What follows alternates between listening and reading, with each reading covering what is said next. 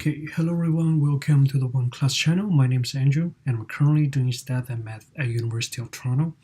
And today we'll be going over some commonly asked math questions at both high school and college levels. If you need some homework help or tutoring, please check out the link in the description below. So now let's start our session for today. Okay, so our first question today is asking us to find zeros of a function.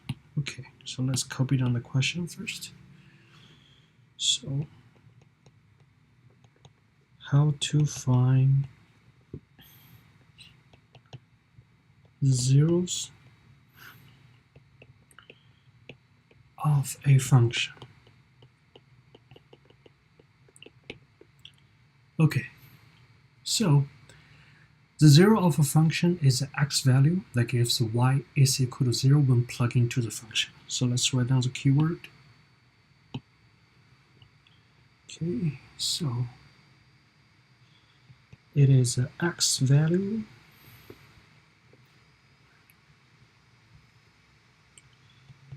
that gives y is equal to 0 when plugged into the function.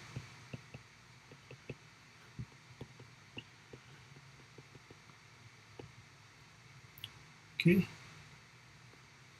and graphically it is an intersection of the x-axis in the graph of the functions. Okay, so graphically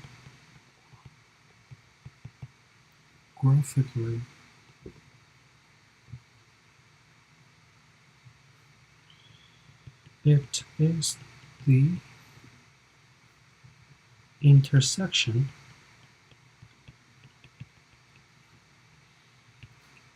of the x-axis and graph of the function.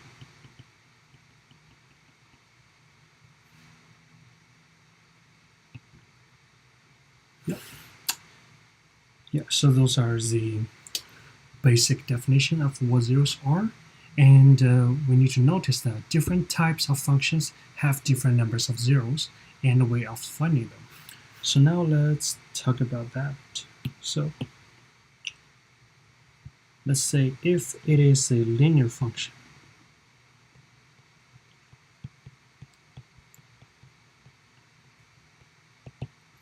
okay, so these are functions that can be put into the form of y is equal to mx plus b. Okay, so that's like a symbol for linear functions, and they always have graphs that are lines. Okay,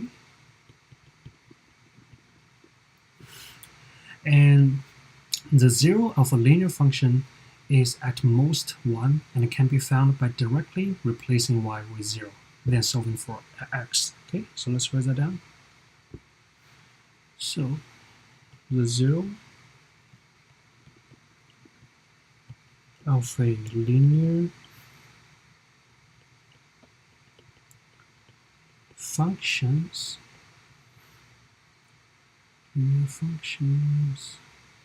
is at most 1,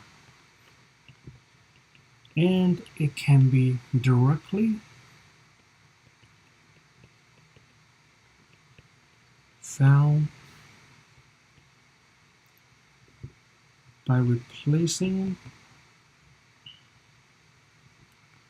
y with 0,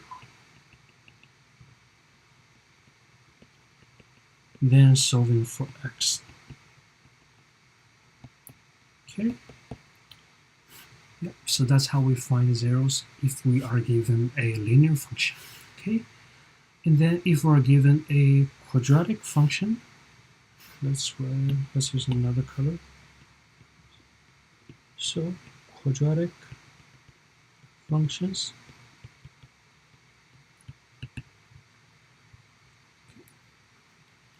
So these are functions that can be put into the standard form, which is given by fx is equal to ax squared plus bx plus c, and have graphs that are called parabola. Okay. So parabola, which is something look like this or that. Okay, so that's what we call a parabola. And the zeros of the functions can be either 0, 1, or 2, and they are founded when fx is equal to 0. Okay, so 0, 1, 2, and founded when fx is equal to 0. Okay, and method of finding zeros of a quadratic functions includes the square root property, factoring and complete the square, and the quadratic formula. And among all this method, the quadratic formula is the most useful one, and that is given by x is equal to negative b, positive or negative root b squared minus 4 times a times c, okay, and over 2a, where ABC just comes from our standard form, okay, and yeah. Yeah, so I think that's how we find the zeros for quadratic functions, okay? So now let's go to the next one.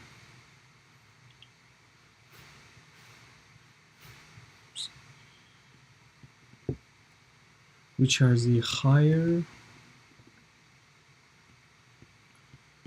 order polynomials. Okay, so these are polynomials with degrees greater than 2. Okay, so greater degrees greater than 2. Okay, and the rational root theorem says that if a polynomial has a rational root, which is 0 at x, it is one of the factors of the constant term divided by one of the factors of the coefficient of the latent term. Okay, so we don't come across this type of question a lot, so I'll just stop here. And okay, let's do the last one. Exponential and logarithm functions. Okay, so exponential functions will be in the form of a b to the exponent of x, where b is not equal to 0. And the function will not have a 0, and the graph will never across x-axis. So never across x-axis. And the thing saying never cross axis, that means there is no 0. Okay.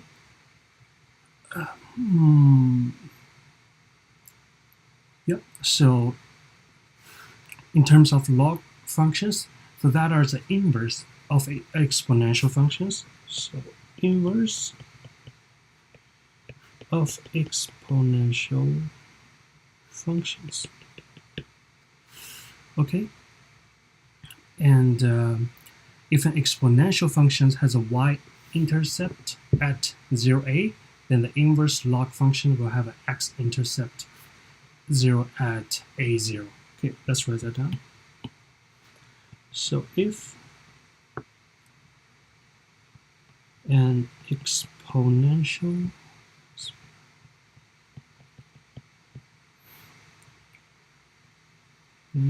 functions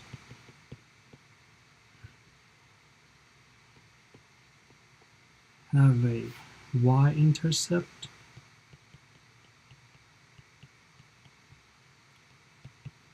at 0a, then its inverse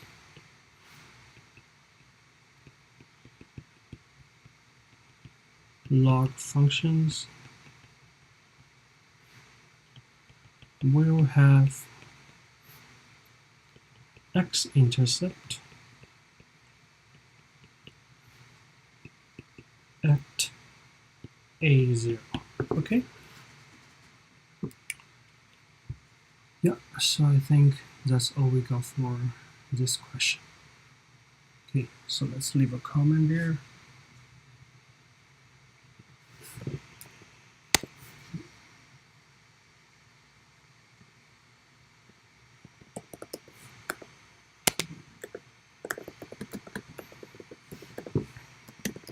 Solution is correct. Well done.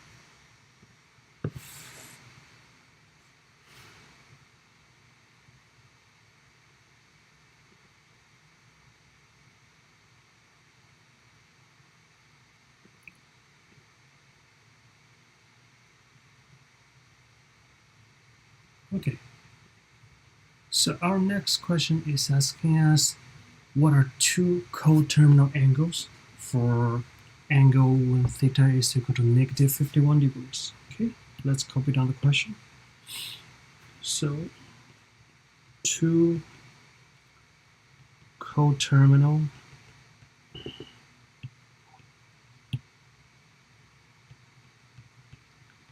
angles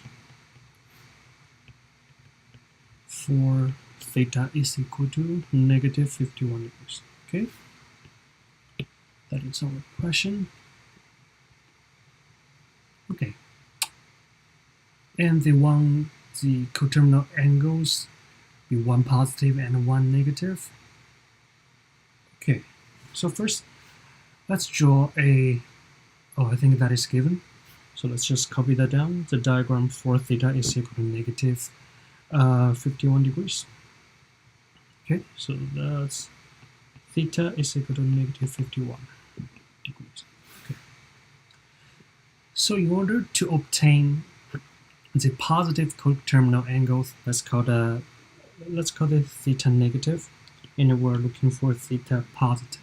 Okay, so we just need to simply measure the angle using the counterclockwise direction from the positive x-axis to obtain the negative coterminal angle, and we just need to measure using the clockwise direction from the positive x-axis. Okay, so let's draw a x-axis and y-axis. So that's y, that's x.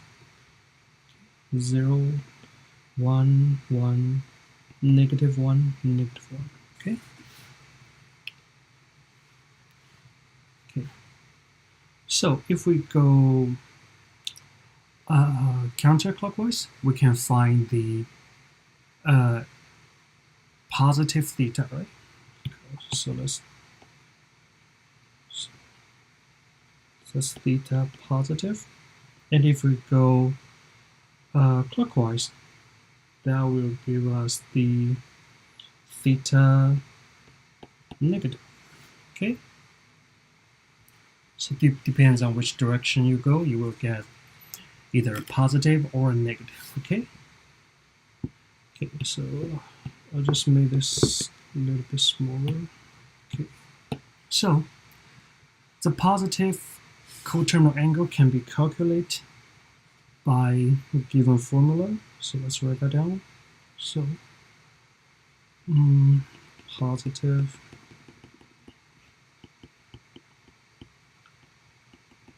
coterminal angle can be calculated by theta positive is equal to theta negative plus 360. Okay, so in our case, theta negative is right here, which is negative 51. So we just copy that down, negative 51 plus 360. Oops. I think let's just keep it as theta instead of theta negative. Okay. Yep. So 360 minus 51, which is 309. Okay, so theta positive will be 309. And the negative coterminal angle can be calculated as negative coterminal angle, which is equal to theta negative is equal to theta minus 360, which will be negative 51 minus 360, which is negative 411. Okay. Okay, so therefore we have our theta positive and theta negative. So we can write it our conclusion. Therefore,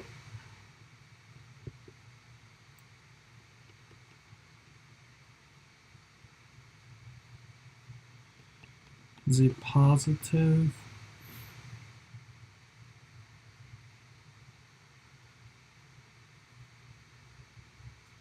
angles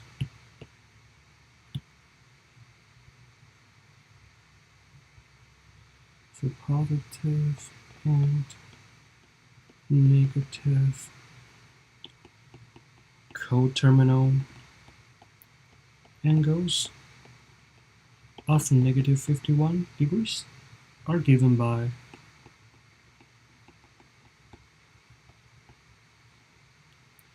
(309) and negative 411 respectively. Okay. Yeah, so I think that's all we got for this question. Let's leave a comment. Okay.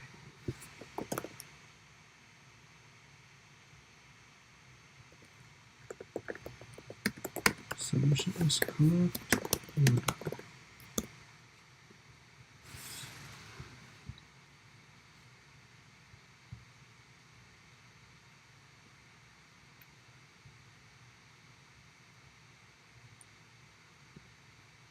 So coming up, we have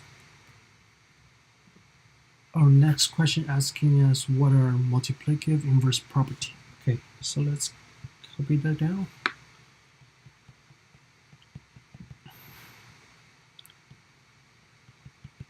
Multiplicative inverse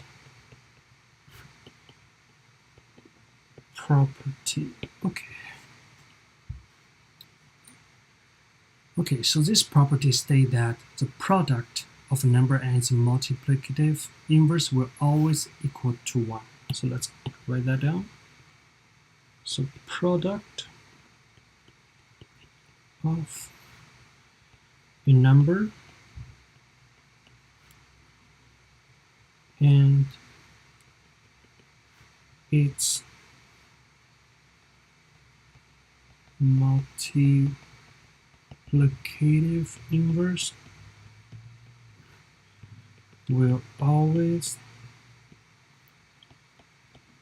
equal to 1. Okay, so that is the definition of this property, and we can also represent this by using A and B. So let's say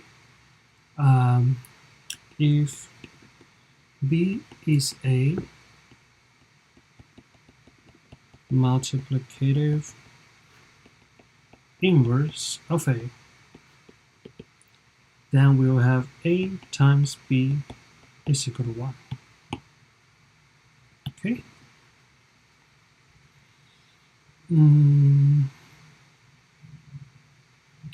Yeah, and coming up, if we want to determine the multiplicative inverse of a certain number, we just need to take its reciprocal. Okay. Determine, just need reciprocal. Okay, so let's recall what reciprocal is. So the reciprocal of A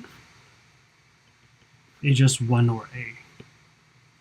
Okay, and the reciprocal, let's say 3, is just 1 over 3. And reciprocal 4 is just 1 over 4.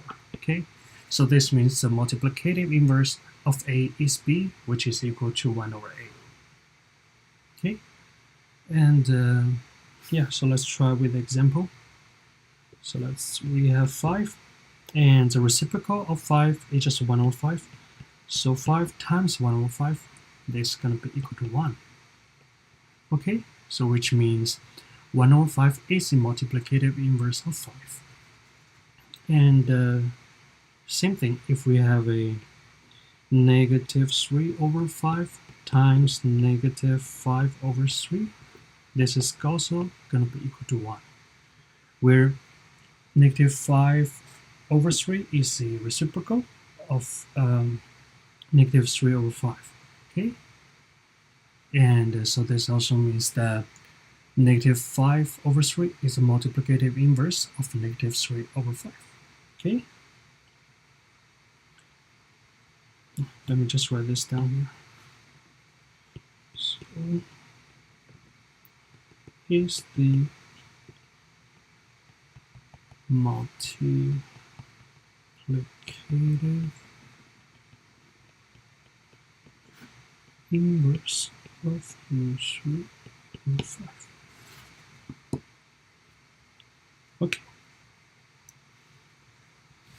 Okay, so now let's leave a comment there.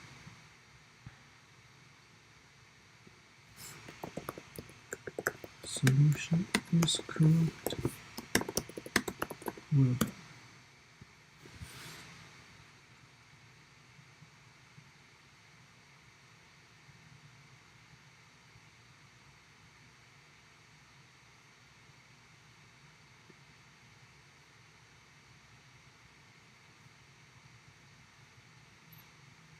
Okay, so the next one is asking us what's square root of 90. Okay, so let's copy that down. Square root of 90. Okay, so in order to solve a radical problem, we need to find factors of the number that are perfect squares. Okay, so our first step, we find perfect squares. So perfect squares are numbers are like 16, 25, 36, because 16 is equal to 4 square, 25 is equal to 5 square, 36 is equal to 6 square. And the reason why we are finding perfect square is that if we want to take the square root of a perfect square, let's say 4, take the square root of 4 square, that is just going to be equal to 4 itself. Let's recall the formula. Whenever we take a square root of something square, that would just be equal to the number itself, right? Okay, so the number of 90 has a factors of 9 multiplied to 10. So 90 is equal to 9 times 10. And we know 9 is a perfect square of 3. Thus, we will get root 90 is equal to root 9 times 10. And that's from there. Oops.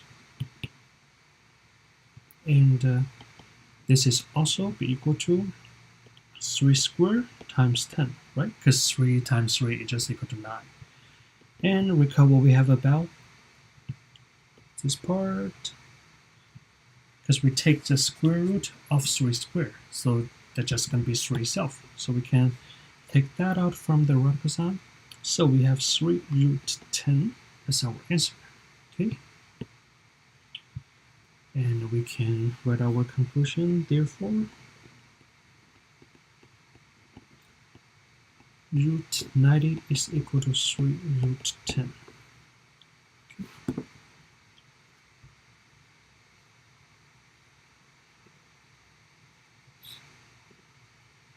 Yeah, and one more thing. After getting the answer of 3 root 10, you can always substitute it back into the square root sign to check if your answer are valid or not. So 3 root 10 is also going to be equal to root 9 times root 10, right? Because they are both under square root sign, so we can put them together. So which is equal to square root 9 times 10, which is equal to square root of 90. Okay? Yep, and you find out that that's exactly what we have in the question, so our answer is correct. Okay? And let me just write a couple more perfect square for your reference. Okay, so let's write it down here. So we have 49 is equal to 7 squared, and a squared is equal to 64. 9 squared is equal to 81. 10 squared is equal to 100. 11 squared is equal to 121. 12 squared is equal to 144. 13 squared is equal to 169. And 14 squared is equal to 196. And 15 squared is equal to 225. Yep.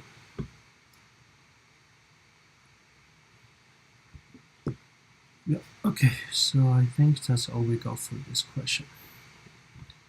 So let's leave a comment there.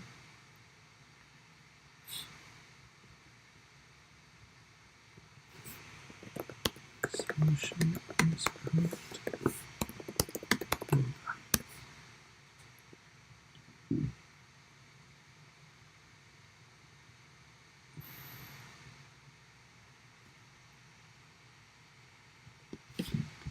Okay.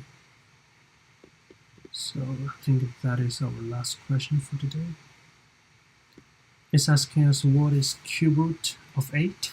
So recall the power rule of exponent. So cube root of 8, and then we need to recall the power rule of exponent, which is given by a to the exponent of m to the exponent of n. It's just equal to am times n. Okay, so a square root, a cube root of 8 can also be written as 8 to the exponent of 1 over 3, right?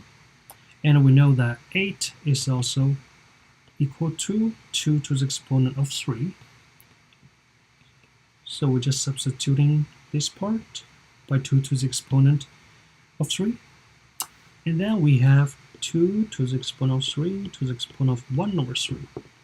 And recalling the formula we talked earlier, so this is just going to be equal to 2 with the exponent of 3 times 1 over 3. And 3 times 1 over 3 is just equal to 1, so that's going to be equal to 2 to the exponent of 1, which is just going to be 2 itself. So therefore,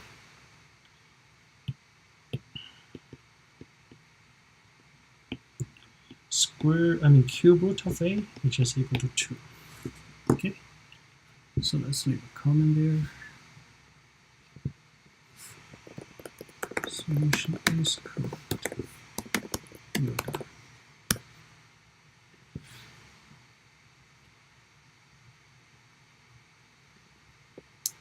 Yep, so I think that's all we have for today. And if you enjoyed today's Q&A and would like to be notified of when we do this next, please hit the subscribe button and notification bell below. And if you'd like to submit your own questions, please read the link in the description.